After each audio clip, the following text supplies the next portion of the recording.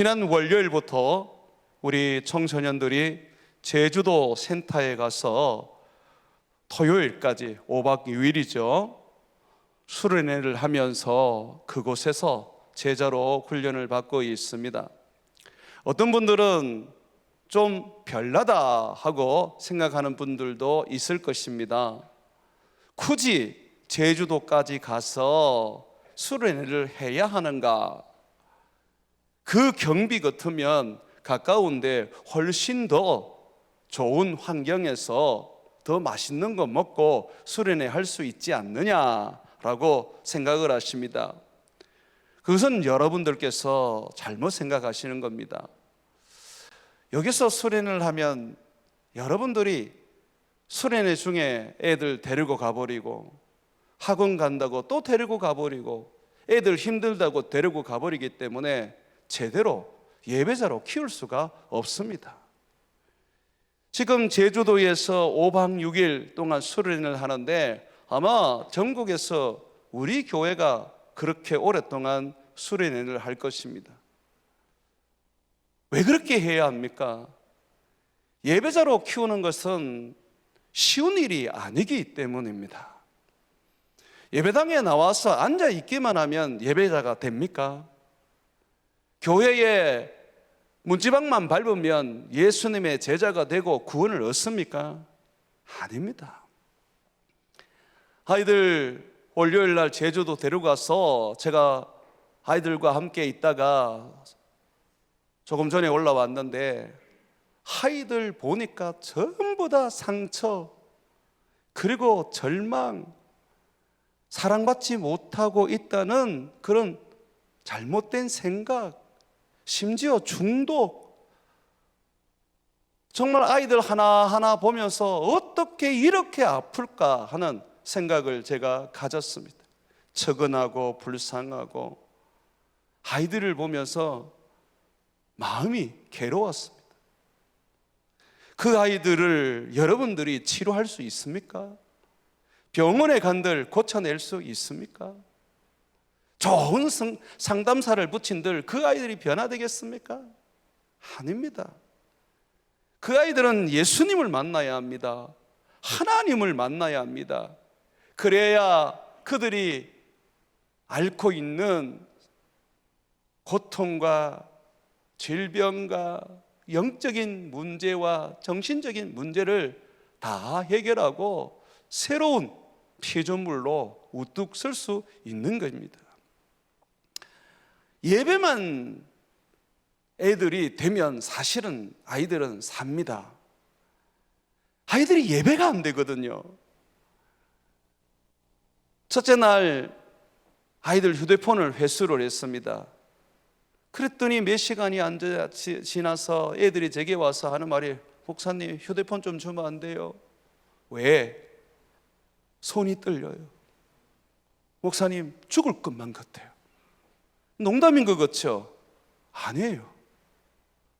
그런데 하루만 딱 지나고 나니까 애들이 휴대폰을 잊어버려요.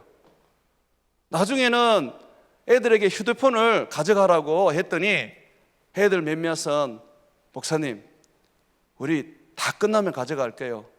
지금 휴대폰 받으면 예배에 집중 못할 것 같아요. 우리 안 받을래요. 애들 휴대폰 없이 살 수 있습니다. 하나님의 은혜 안에 있고 말씀 안에 있으면 휴대폰은 그냥 애들에게 전화 받는 용으로 그냥 끝나버리는 겁니다. 아이들에게 왜 예배가 그렇게 소중하냐? 예배라는 것은 하나님과의 시간이기 때문입니다. 하나님과의 만남이기 때문입니다. 어떤 시간이고 어떤 만남입니까? 예배를 통해서 하나님은 우리에게 찾아오셔서 우리의 영혼을 소생케 해주십니다. 예배를 통해서 주님은 우리에게 은혜를 공급해 주셔서 우리로 하여금 생명력이 넘치게 해줍니다. 그래서 예배를 통해서 우리는 사랑하게 되고 용서하게 되고 힘든 것도 떨쳐버리고 다시 주님의 은혜로 살아가고자 하는 의욕과 용기를 가지고 세상으로 나갈 수 있는 것입니다. 그러다 보니 이 예배는요, 사람을 살리는 시간, 사람을 고치는 시간, 사람을 키우는 시간입니다. 예배가 안 되는데 성경을 읽은들 그걸 이해하겠습니까? 예배가 안 되는데 아이들을 성경 공부시킨들 그 메시지가 아이들 귀에 들어가겠습니까? 뭐든지 예배로부터 시작되어야 하는 것입니다. 예배가 되면 그 예배 안에 모든 훈련이 다 되어 있습니다. 모든 성장이 다 되어 있고 모든 변화와 치료와 고침이 그 안에서 다 일어납니다. 예배만 되면 되는 거예요. 그런데 왜 예배가 안 될까요? 이 예배는 그냥 드려줄 수 있는 게 아니라 하나님께 나아가서 하나님 앞에서 드려지는 예배이기 때문에 쉽게 예배할 수가 없는 것입니다. 구약에서는 짐승의 제사로 성전에서 예배를 드리거나 성막에서 예배를 드렸습니다. 하나님 앞에 못 나갔습니다. 그러나 예수님이 이 땅에 오셔서 우리 죄를 속죄하시고 십자가의 죽으심으로 말미암아 이제는 누구든지 예수의 피를 힘입어서 하나님의 그 보좌 앞에, 우리 하나님의 그 임재 앞에 담대히 나갈 수가 있는 것입니다. 그래서 예수님이 오늘 사마리아 여인에게 말하는 겁니다. 이제는 예배는 장소가 아니다. 예루살렘 성전을 향하여서 예배할 필요도 없고 사마리아 산 위에서도 예배할 필요도 없다. 너희는 이제 직접 하나님께 나아가서 예배할 수 있다라고 하셨습니다. 그런데 이게 안 된단 말이에요. 우리 아이들이 예수 그리스도를 믿음에도 불구하고 모태신앙으로서 아이들이 많은 양육과 성경을 배웠지만은 하나님 앞에 나아가서 예배하는 것이 안 된단 말이죠. 이때까지 그냥 교회 나와가지고 앉아있다가 시간 되면 돌아가는 그런 일상을 반복하다 보니까 예배는 그들에게 있어서 하나의 의식이지 결코 하나님께 나아가는 하나님과의 시간이 아니란 말이에요. 그러면 하나님과의 시간, 하나님과의 만남을 가지려면 어떻게 예배해야 됩니까? 성경은 우리에게 이렇게 가르치고 있습니다. 23절 말씀 다시 한번 보시죠. 예수님의 말씀입니다. 아버지께 참되게 예배하는 자들은 영과 진리로 예배할 때가 오나니 곧 이때라. 예수님이 이 땅에 오시고 우리를 위하여 십자가에 죽으심으로 말미암아 이젠 더 이상 장소도 필요 없고 짐승의 제사도 필요 없고 제사장에 의한 제사도 필요 없게 되었습니다. 누구나 다 하나님 앞에 나아가서 예수의 피를 힘입고 예배하면 됩니다. 그런데 그 예배를 어떻게 드리라고요? 영과 진리로 예배를 드려야 한다는 것입니다. 이 영은 성령이에요. 진리는 말씀, 그리스도의 말씀입니다. 성령과 말씀으로 예배할 때가 온다. 다시 말씀드립니다. 이 진리는 그냥 말씀이 아니에요. 율법 가르쳐놓고 진리라고 하는 사람이 너무 많은데 아닙니다. 성경을 가지고 설교를 하는데 전부 다 그 성경을 가지고 자기 사상, 자기 철학, 자기 신학, 자기 이념을 가리키면서 진리라고 하고 있습니다. 웃기는 소리 하지 마시라고 그러세요. 진리는 곧 예수 그리스도입니다. 그리스도의 복음이 선포되어야 되고 그리스도의 십자가가 가르쳐져야 되고 그리스도의 성천과 부활을 이야기하며 그리스도의 재림을 전해 주어야 합니다. 예수가 없는데 무슨 진리예요? 자, 그런데 여기서 오늘 우리가 주목해야 될 부분들은 바로 성령입니다. 성령으로 예배할 때가 온다는 겁니다. 자, 이런 사람을 하나님이 찾으신대요. 계속해서 보겠습니다. 아버지께서는 자기에게 이렇게 예배하는 자를 찾으시느니라. 성령과 진리로 복음으로 예배하는 자를 찾는데 왜 그러냐? 하나님이 영이시기 때문에 예배하는 자는 반드시 성령과 예수 그리스도의 입에서 나오시는 말씀으로 예배해야 한다고 가르치는 것입니다. 그래서 이번에 우리 청소년들 제주도 제가 꼬셔서 데리고 간 겁니다. 데리고 갈 때는 그 센터 앞에 해변이 있는데 누나들 진짜 이쁘게 생겼다, 가자.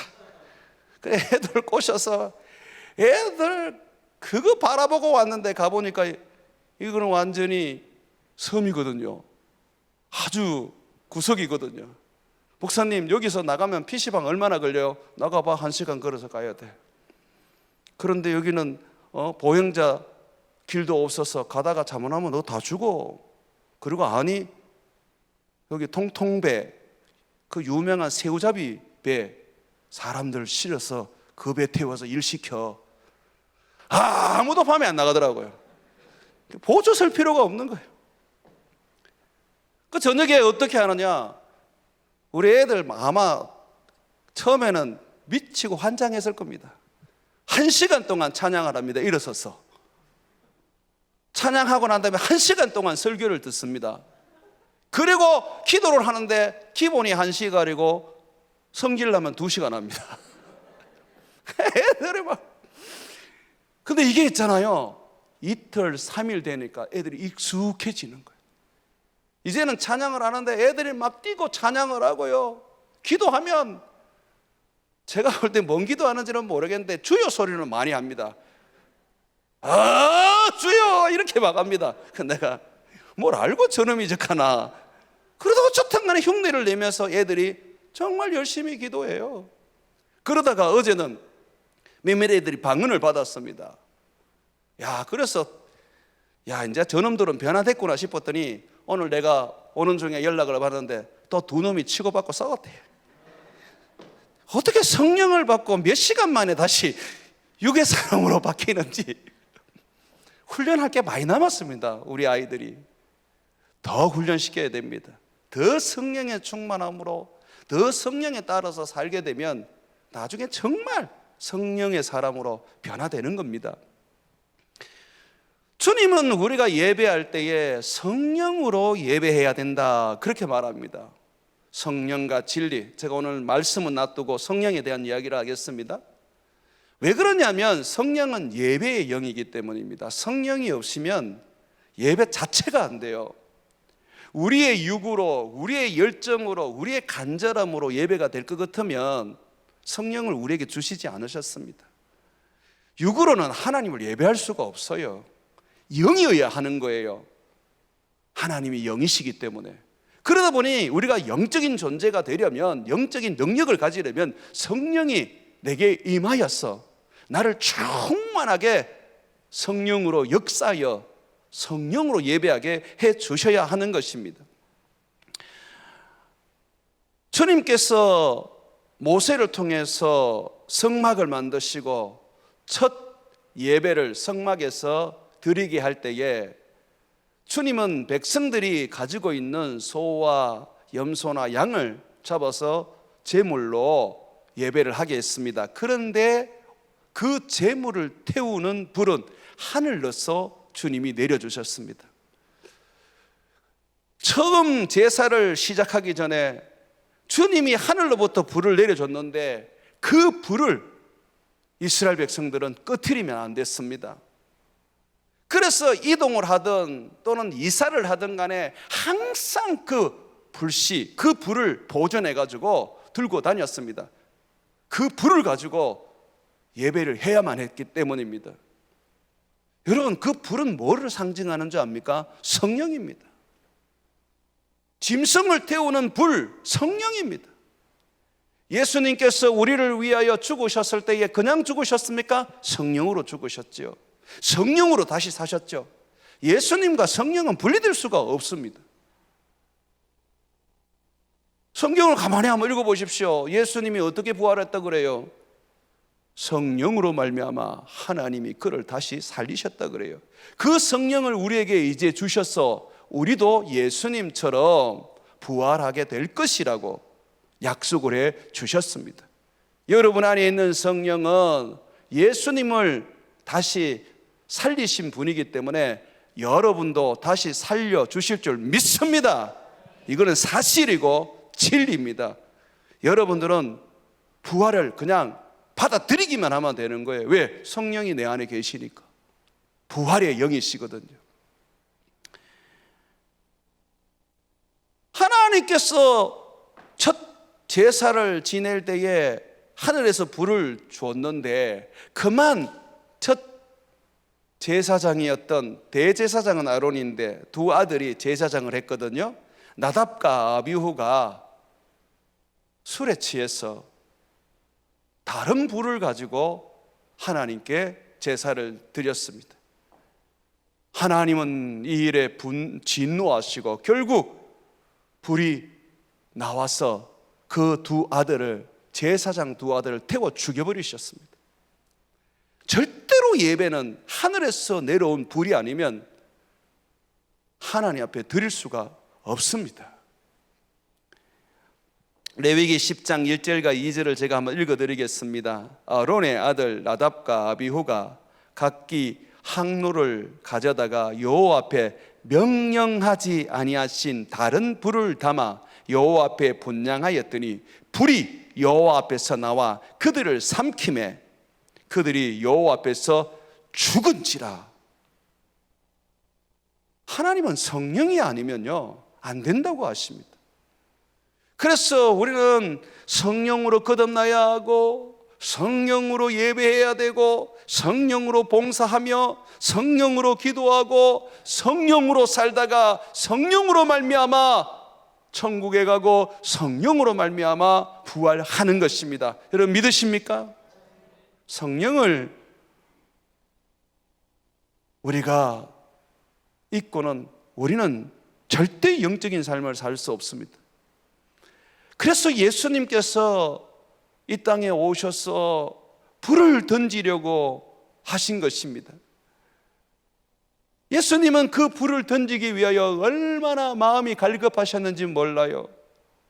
내가 불을 던지러 왔다. 만약에 이 불이 지금 붙어 있었다면 내가 더 원하는 게 뭐겠느냐. 그런데 아직 안 붙었단 말입니다. 그래서 예수님이 십자가에 못 박혀 죽으시고 부활하신 후에 성천하시고 비로소 성령의 불을 주셨던 겁니다. 사도행전 2장에 보게 되면 성도들이 모여서 예배하는 그곳에 성령의 불이 임하는 거예요. 불이 이 혀같이 갈라져서 샥 끓으면서 사람들 위에 임하게 되는 겁니다. 주님은 우리 삶을, 우리의 영과 몸을 하나님께 산제물로 드리라고 합니다. 그런데 내 힘과 내 열정과 내 열심으로는 하나님 안 받으십니다. 반드시 성령으로 드려야 합니다. 구약 때부터 하늘에서 내린 불로 하나님이 예배를 받으신 것처럼 지금은 성령으로 말미암아, 불과 같은 성령으로 말미암아 우리에게 예배를 요구하시기 때문입니다.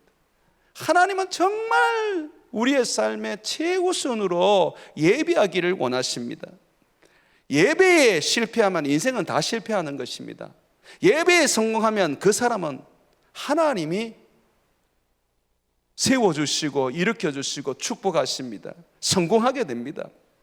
이사야서 42장 8절과 9절 말씀입니다. 나는 여호와이니 이는 내 이름이라. 나는 내 영광을 다른 자에게 내 찬송을 내 예배를 우상에게 주리 아니하리라. 주님은 절대로 자기의 예배, 자기의 찬송, 자기의 영광을 우상에게 주지 않습니다. 오직 하나님은 우리를 통하여 하나님만 예배하고 하나님을 영화롭게 하기를 원하십니다. 그래서 성경은 우리를 왜 창조했느냐? 예배하기 위하여 창조했다고 말하고 있습니다. 이사야는 계속 말하기를 보라 전에 예언한 일이 이미 이루어졌느니라. 이제 내가 새 일을 알리노니 그 일이 시작되기 전에라도 너희에게 이르노라. 이 새 일이 뭐냐면 성령과 진리로 예배하는 겁니다. 내가 너에게 이제 새 일을 이룰 것이다. 성령을 주어서 성령으로 거듭나게 하고 성령으로 예배하게 하고 성령으로 봉사하게 하고 성령과 동행하면서 내가 살게 해줄 것이다 라고 그렇게 말씀해 주시는 것이죠. 사랑하는 여러분, 우리의 예배는 반드시 성령으로 예배를 드려야 합니다. 성령을 힘입어 예배해야 합니다. 골로새서 3장 17절에 말씀하시기를 또 무엇을 하든지 말에나 일어나 다 예수의 이름으로 하고 그를 힘입어 하나님 아버지께 감사하라고 말하고 있습니다. 예수를 힘입어 감사하고 예수를 힘입어 일한다는 것은 예수의 영이신 성령을 힘입어 살아간다는 겁니다. 여러분들이 예수를 힘입어서 이 예배하고 성령을 힘입어서 이 예배한다는 거, 이건요 뭘 의미하느냐면 여러분들이 예배할 때에 성령이 부어져야 한다는 겁니다. 예배에 성령이 부어지지 않으면 그 예배는 죽은 예배고 하나님이 받지 않으시는 예배입니다. 반드시 예배에는 성령이 부어져야 합니다. 왜냐하면 예수님께서 성령을 주시려고 이 땅에 오셨지 않습니까? 그가 우리 죄를 속죄하기 위하여 죽으시고 끝나셨습니까? 세례 요한의 증언처럼 예수님은 두 가지 일을 위하여 오셨지 않습니까? 어린 양으로서 우리 죄를 속죄하고, 두 번째는 속죄받은 우리가 성령으로 세례받기 위하여, 성령의 충만함을 받기 위하여 예수님이 오셨지 않습니까? 그러면 우리의 예배가 예수를 힘입어서 예배를 드리게 되면 반드시 성령이 임하게 되어 있습니다. 성령이 임해야지 예배가 되는 겁니다. 좋은 악기 소리, 베이스 쿵쿵 울리면서 그냥 가슴을 치는 그런 소리가 우리에게 감동을 주지만 그건 전부 다 거짓 감동입니다.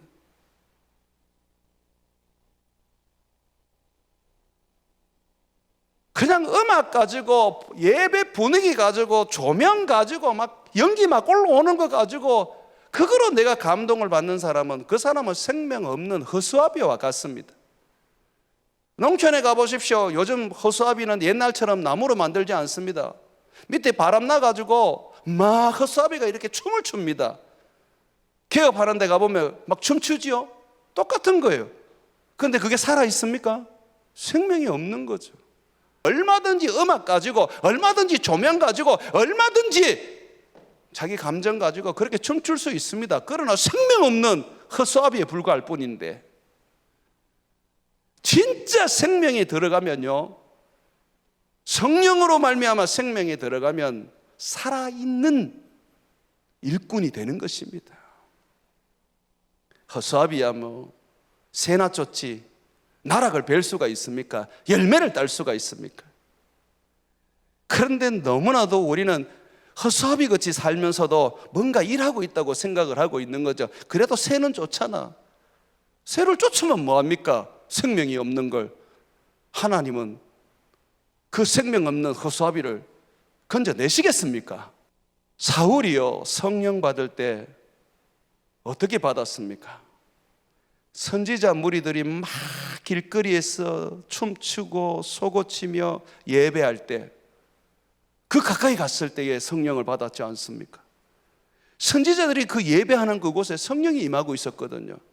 길거리에서 예배하든, 성전에서 예배하든, 밭에서 예배하든 하나님 앞에 막 예배하는데 성령이 그게 임하신 거예요. 그때 사울 왕이 처음으로 그 무리 속에 들어가서 성령 받고 예언도 했지 않습니까? 이게 예배란 말이죠. 내가 예배를 드리러 왔단 말이죠. 그럼 성령을 받아야지. 성령이 부어줘야지. 성령은 한 번 받으면 됩니까? 아닙니다. 성령은 계속해서 받아야 됩니다. 그래서 예수님은 숨을 내쉬면서 후 하시면서 성령을 마시라고 했습니다. 끊임없이 성령을 우리가 물 먹듯이 마셔야 되는 거예요. 마셔야 되는 거예요. 목의 갈증을 느끼면서 성령의 갈증을 못 느끼는 오늘 이 시대의 크리스찬들을 보면서 주님이 얼마나 통탄하실까요? 목이 마른 것은 아무런 문제 안 됩니다. 그러나 성령이 마른 것은 진짜 문제입니다. 하나님이 성령을 주시지 않으면 그 갈증을 해결할 수가 없거든요. 그래서 어떻게 합니까? 예배하는 곳에서 성령을 받는 거예요. 우리 찬양팀이 예배를 준비하고 하나님 앞에 서서 하나님 앞에 찬양을 드립니다. 그 순간에 성령이 임하거든요. 그런데 보면 예배 시간 지났는데도 안 와요. 꼭 이영 목사 설교 시간을 맞춰서 와요.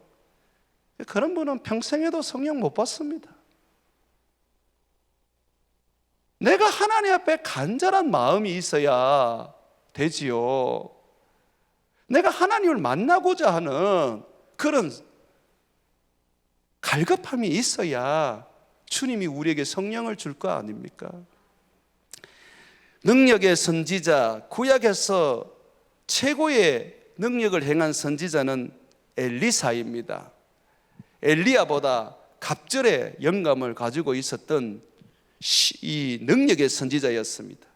그런데 이 사람도요, 왕이 예언해달라고 할 때에, 하나님의 말씀을 좀 알려달라고 할 때에 그냥은 해줄 수가 없었어요. 성령이 없이는 그가 예언할 수가 없었거든요. 그래서 이 엘리사가 어떻게 했느냐면 검은고 잘 타는 사람을 데리고 와라 그랬어요. 그래서 검은고 잘 타는 사람이 와서 찬양을 드렸어요. 그때에 성령이 임합니다. 그리고 난 다음에 엘리사가 하나님 앞에 예언을 했던 것이죠. 왜 선지자들은 허구한 날 들판에서 기도하고 산 위에 올라가 가지고 무릎 사이에 머리 집어넣고 기도했을까요? 왜 예수님은 모든 사역이 끝나도 산 위에 올라가서 기도하시고 새벽에는 한적한 곳에 기도하시고 낮에는 들판으로 가서 기도하셨을까요? 왜 그러셨을까요? 끊임없이 성령을 간구했단 말이죠. 예수님이 그래서 우리에게 말씀하신 게 아닙니까? 구하라, 찾아라, 두드리라. 그러면 너에게 성령을 주시겠다고 했지 않습니까? 간절히 나를 찾는 자가 나를 만난다고 그랬지 않습니까? 예배에 여러분들이 나오는 것은 딱 한 가지만 가지고 나오면 성령을 받고 참된 예배를 드릴 수 있습니다. 뭐냐 하면요, 간절한 마음, 갈급한 마음, 주님의 은혜를 받으려는 그런 배고픈 마음이 있어야 하는 거예요.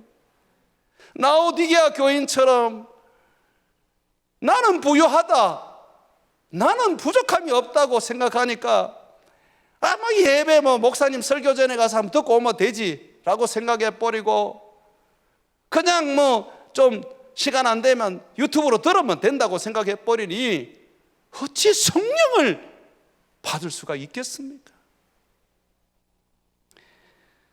사랑하는 여러분, 열왕기하 3장 15절과 16절에 보면 능력의 선지자가 이렇게 말합니다. 이제 내게로 검은고 탈 자를 불러 오소서 하니라. 검은고 타는 자가 검은고를 탈 때에 여호와의 손이 무엇입니까? 성령이라 그랬죠? 성령이 엘리야 위에 있더니 그가 이르되 여호와의 말씀이 이 꼴짜기에 개천을 많이 파라 하셨나이다. 그래서 개천을 팠더니 물이 펑펑펑 쏟아졌어요. 왜 우리가 찬양해야 합니까? 왜 우리가 간절하게 주님 앞에 기도해야 됩니까? 제가 이번에 가서 첫째 날 우리 아이들 은혜 받는 거 보고 야, 이래가는 안 되겠다. 이건 특단의 조치를 내려야 되겠다. 그래서 예배 다 마치고 아이들 쉴 때 저도 제 방에 들어가서 잠시 자고 예배당에 올라가서 철야를 했습니다. 내가 할 수 있는 거는 그것밖에 없더라고요. 그리고 그것이 정말 하나님이 예배 가운데 임재하시는 유일한 방법이거든요. 기도했어요. 첫째 날 내가 그렇게 기도했더니 둘째 날 되니까 아이들이 터지기 시작해요. 그래서 좀 더 주님 앞에 나와서 기도했더니 이번에는 전사님이 와가지고 하루 종일 설교하고 사역해서 지쳤는데도 불구하고 엎드려 기도하는 거예요. 아이들은 편안하게 자더라도 우리는 기도해야지만 되거든요. 왜? 예배 가운데 하나님의 성령이 임해야 아이들이 변화되고 달라지고 새로워지고 하나님의 사람으로서 무장되거든요.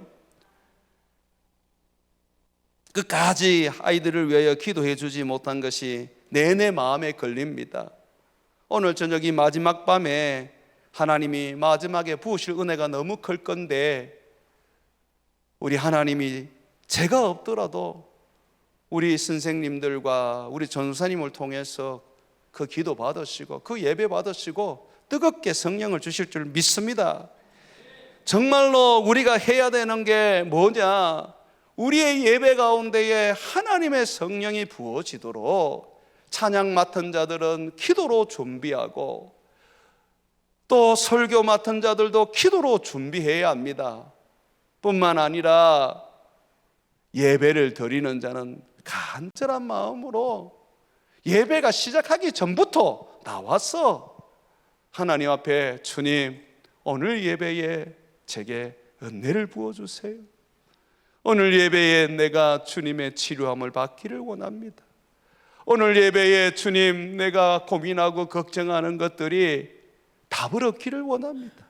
주여 예배 중에 말씀해 주옵소서. 주여 예배 중에 주님께서 내게 은혜를 주옵소서 라고 해야 되는 거예요.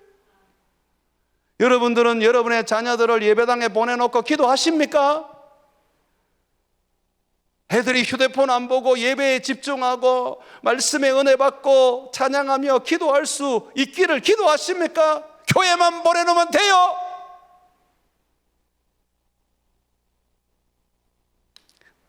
놓기만 하면 부모입니까?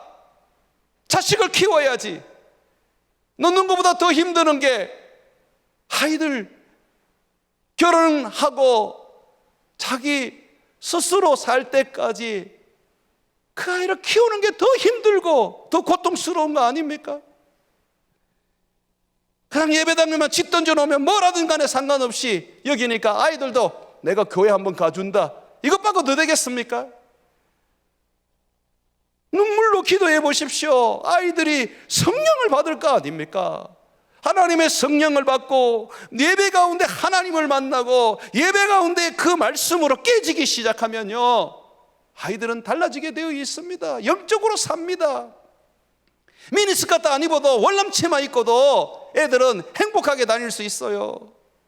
얼굴에 화장 안 해도 그냥 눈곱 드득 붙여도 애들 당당하게 얼굴 내밀고 다니는 거예요. 그런 애들이 되려면 예배로 성령에 충만한 것밖에 더 있겠습니까? 베드로는요, 사마리아 교회가 빌립 집사를 통해서 세워졌을 때에 성령을 못 받았다는 소리를 듣고 급하게 이 사마리아 교회로 내려갔습니다. 성령을 못 받으면 안 되거든요. 그래서 거기 가서 그들을 위하여 기도하고 그들에게 안수했는데 성령이 부어지게 된 거예요. 바울도 마찬가지였어요. 에베소 교회에 가보니까 이거는 믿는다 그러는데 성령이 없어. 그래서 너희가 믿을 때에 성령을 받았느냐고 물어보고 그들이 성령을 모른다 그러니 그 자리에 엎드려가 기도하고 안수하면서 세례를 다시 줬습니다. 세례 받으면 구원 얻습니까? 성령 받아야 구원을 얻지. 여러분의 자녀들은 성령 받았습니까? 아이들이 한 이틀 저녁부터 계속해서 구하는 게 주님, 성령 받고 싶어요.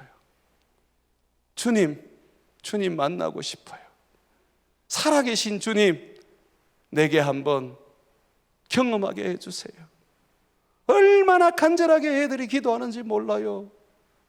그러나 그것이 쉽지 않단 말이죠. 쉬울 것 같으면 사마리아 교회에 베드로와 요한이 갈 필요가 없었겠고 에베소 교회에 바울이 가서 성령 받으라고 가르칠 이유가 없었겠지요.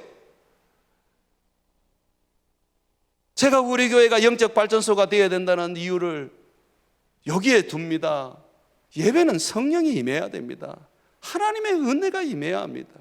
여러분들도 마찬가지잖아요. 교회 와가지고 예배 드리고 기도하는데 그냥 뭔가 모르게 그냥 밋밋하면 집에 가면서도 아유 오늘 예배 오늘 잘못 들었다 하는 생각 들지 않습니까? 그러면 짜증도 나고 그냥 삶이 힘들어요. 그런데 예배 나와서 은혜 받고 성령 받고 그러면 어떤 어려움이 있어도 어떤 문제가 있어도 그냥 주님께 맡기고 주님 다시 살아가겠습니다, 주님 능력 주십시오 하면서 용기 있게 오뚜기처럼 달려가지 않습니까?